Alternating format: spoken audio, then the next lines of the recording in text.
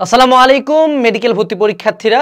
Medical ভর্তি পরীক্ষার circular দিছে এবং সার্কুলার দেওয়ার পরে প্রথম আমাদের মাথায় একটা অনেক বড় প্যানিক আসছে, যেটা মোটামুটি গেস করা যাচ্ছিল যে জিকে সিলেবাসটাতে চেঞ্জ আসবে। বাট জিকে সিলেবাসটাতে চেঞ্জ আসার মানে যে লিটারালি একটা নতুন টপিক অ্যাড হয়ে যাবে যেটা আগে ছিল, সেটা আসলে আমরা আশা করি নাই, কিন্তু অ্যাড হয়ে গেছে। তো দশেরও যা দশা তোমারও তাই দশা, যে বাংলাদেশ বিষয়াবলীর সাথে নতুন করে এখন আন্তর্জাতিক অ্যাড হয়েছে যেটা আগে ছিল। সো এই মোমেন্টে আসলে আমাদের জানা উচিত যে আন্তর্জাতিকের জন্য এখন কিভাবে পড়বো, বাস্তব ভিত্তিক পন্থাগুলো কি কি। তো যারা মেডিকেলের আন্তর্জাতিক নিয়ে পেইন খাচ্ছ তারা খুবই মনোযোগ সহকারে পুরো ভিডিওটা দেখবা, ঠিক আছে? চলো আমরা শুরু করি। প্রথম যে পয়েন্টটা আমি ভিডিও শুরুতেই বলছি যে দশেরও যে দশা তোমারও তাই দশা, অর্থাৎ এই আন্তর্জাতিক পার্টটা হঠাৎ করে যে অ্যাড হইলো তার মানে কি যে মেডিকেলে চান্স পাবে, যে মেডিকেল ফার্স্ট হবে, সে কি আগে থেকে আন্তর্জাতিক পড়তেছিল? উত্তর হলো না। ইভেন যে ঢাকা মেডিকেলে যে কয়েকজন চান্স পাবে তারা কি আগে থেকে পড়তেছিল আন্তর্জাতিক? উত্তর হলো না।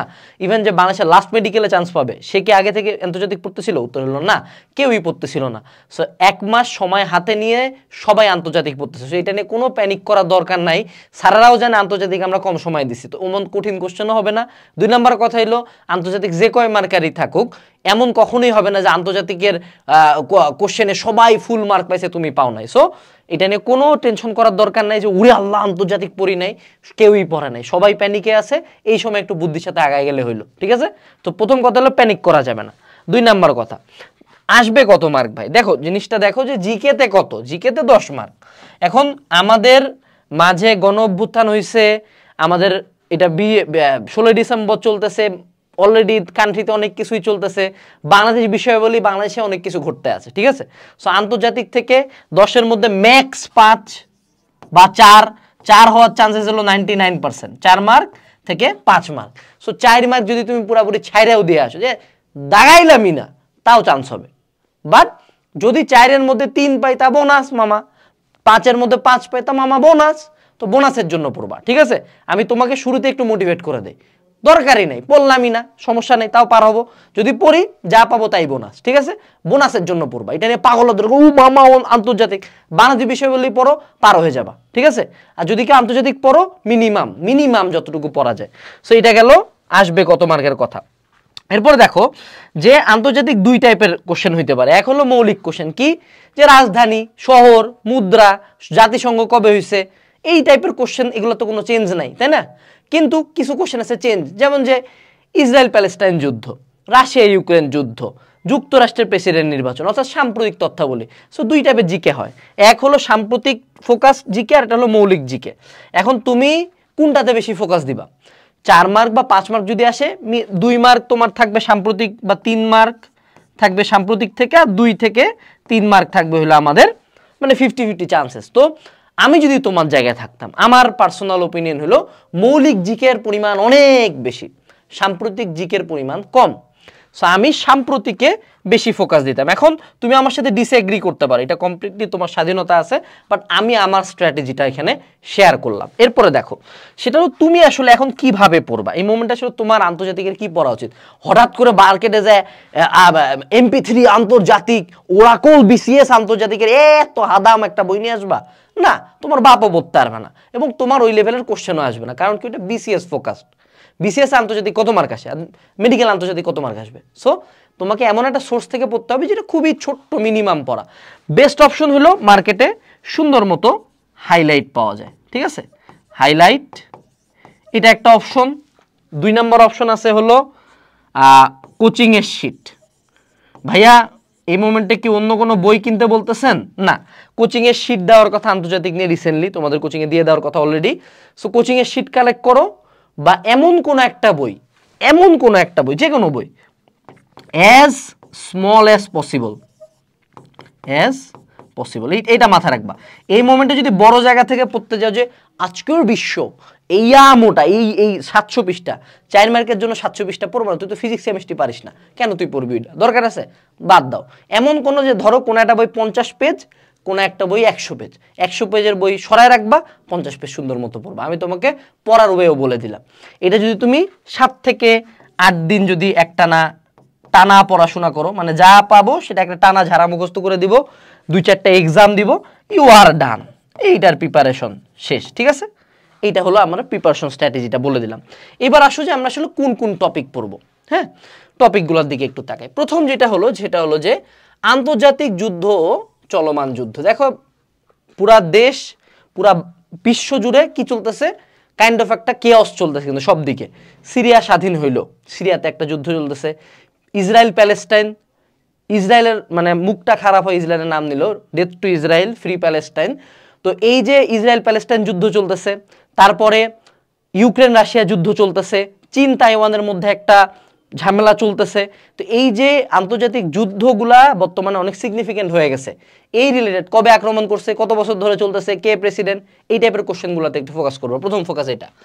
2 নাম্বার হলো যে আন্তর্জাতিক সংস্থা, যে জাতিসংঘ কবে, সদর দপ্তর কোথায়, বাংলাদেশ কবে মেম্বারশিপ পাইছে।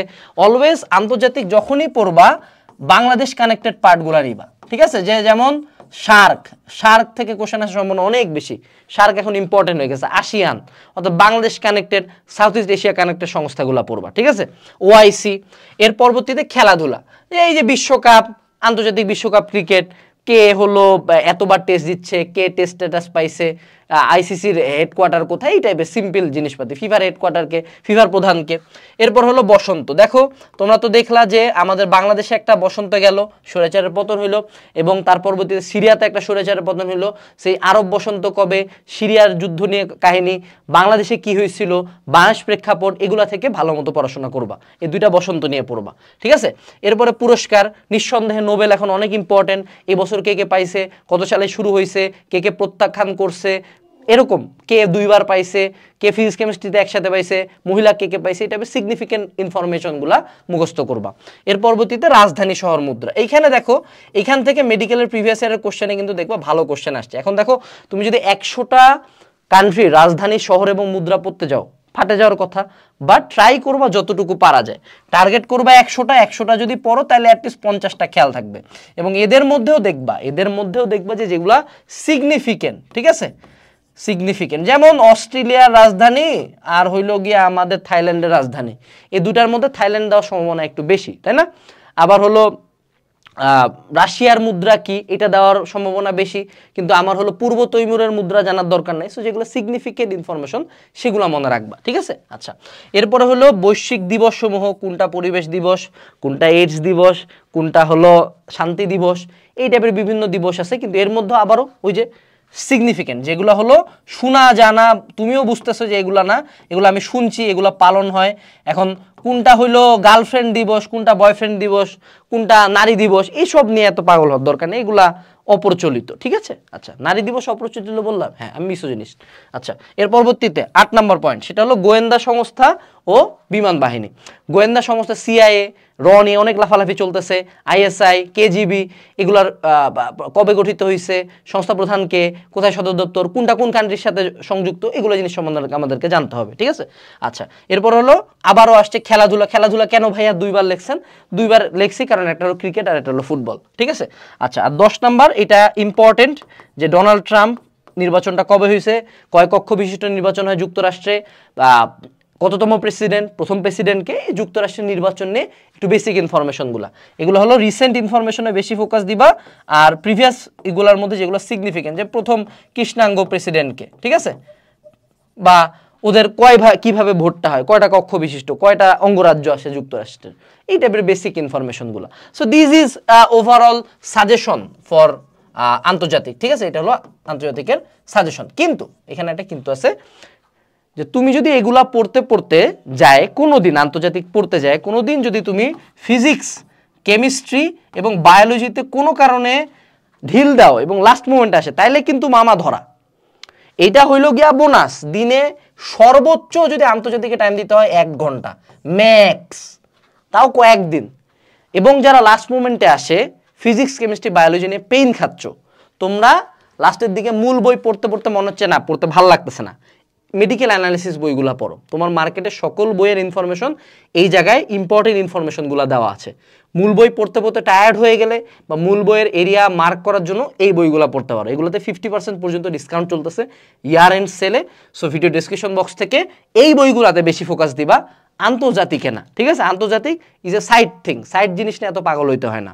সো অ্যানালিসিস বই অর্ডার করো এবং আন্তর্জাতিক নিয়ে বা পুরাপুরি মেডিকেল প্রিপারেশন নিয়ে তোমাদের জন্য শুভকামনা থাকলো। আসসালামু আলাইকুম, টাটা।